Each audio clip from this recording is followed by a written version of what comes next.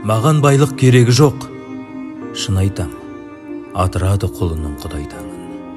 Жеті мүшем сау тұрса, малым жоқ деп, неге нәзік жанымды мұңайтам?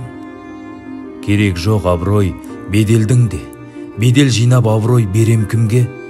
Биікпін бе, бәрібір төменмін бе, өлермін де қалармын өлермін де. Керек емес өмірдің қызығы да, жылтырағы жасылы қызылы да, қызық көріп кетуге келген жоқпын жұмыр басты пенделер ұжымына. Керек емес жанымның тыныштығы, керек емес салқыны күн ыстығы, маған керек арымның тазалығы, ақыретте халімнің дұрыстығы.